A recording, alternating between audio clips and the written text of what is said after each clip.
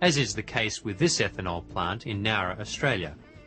Ethanol produced here is also being added to diesel fuel. Buses running on this new 15% ethanol fuel are emitting up to 40% less carbon monoxide, 50% less smoke, and up to 10% less nitrous oxide than straight diesel fuel.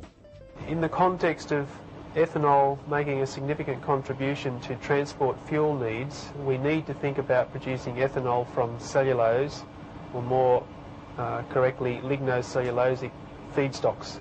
All plants are made from lignin and cellulose. Fast-growing plants that are low in lignin and high in cellulose are most suitable for producing ethanol. Things like switchgrass, canaf, hemp has tremendous potential,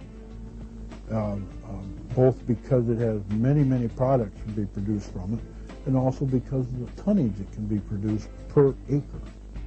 Ethanol from lignocellulose crops is being developed by Tyson Xylem Corporation and the Solar Energy Research Institute in the US, and Pace Research and the University of New South Wales in Australia. Research is showing that ethanol could be produced economically on a small farm or community level. It could also become one of the world's major agro-industries, replacing the petroleum industry entirely. It's estimated that by the year 2000, we will have demonstrated processes and technologies for the production of ethanol from cellulosics that will be able to produce ethanol at a price competitive with crude oil prices.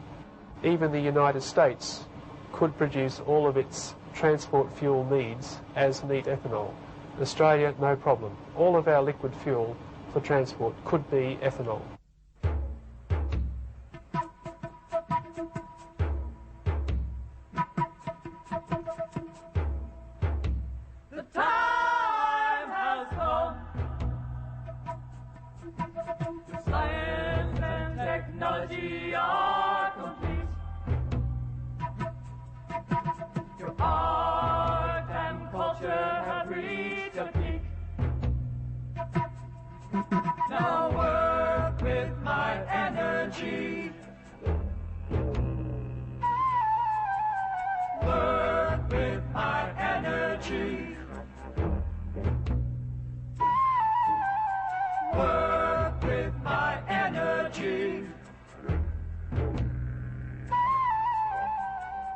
These days, the hemp plant is most commonly associated with the drug marijuana found in its flowers and leaves.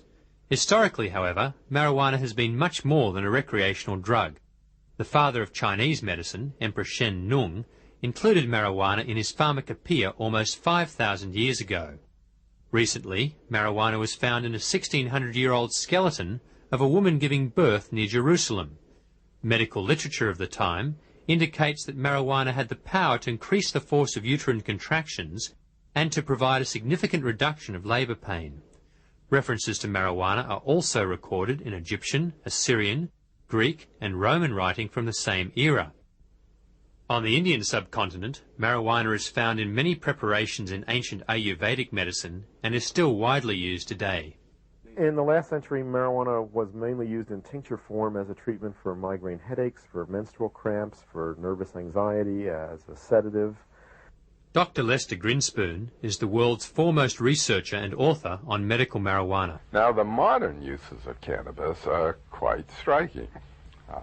First of all, it's people who have to get cancer chemotherapies for the treatment of various kinds of cancer. Some of them lead to the most pernicious nausea and vomiting. And there are drugs which are used, available antiemetic drugs. But even the newest ones don't give everybody relief from this. Give them cannabis, about 90% of them get excellent relief. They refer to it as miraculous. It's used in the treatment of glaucoma. It's a disease of the increase in intraocular pressure, and it can lead to blindness.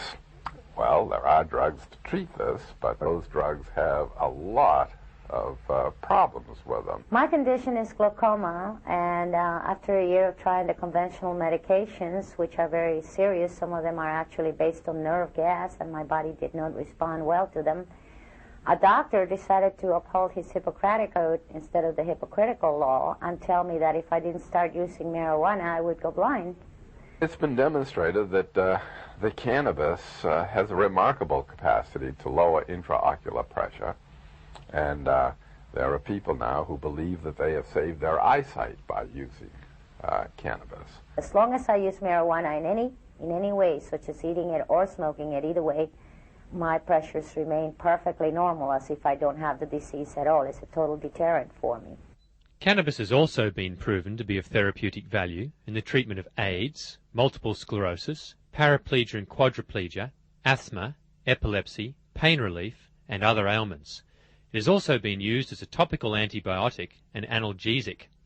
Dr. Andrew Weil was the first and about the only independent researcher to ever get permission to study marijuana. He carried out his lab experiments at Harvard University Medical School in 1968. He is also a well-known author.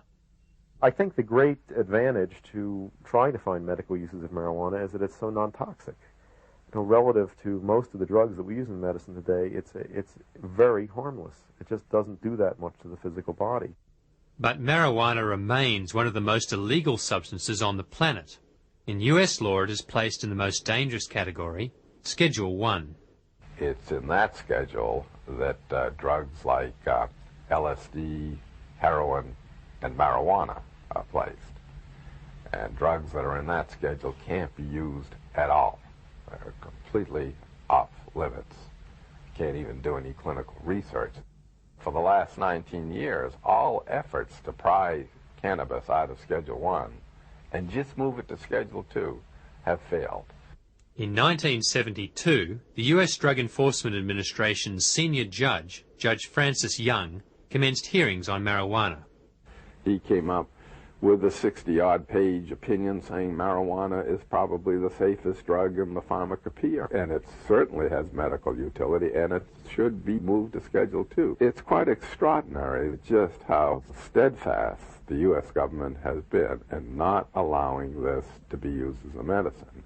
My hunch is that there's some kind of fear that if we use it as a medicine, the camel will get its nose under the tent, and heavens only knows what might happen.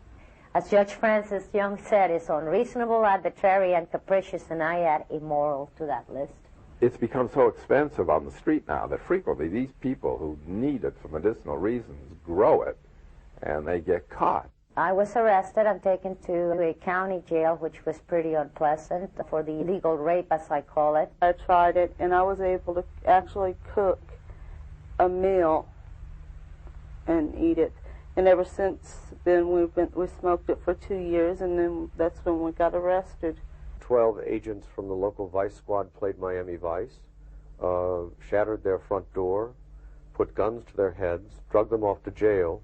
I didn't have no shoes because they didn't let me, put my shoes on. So I went to jail barefooted. That was my worst nightmare that I've ever had.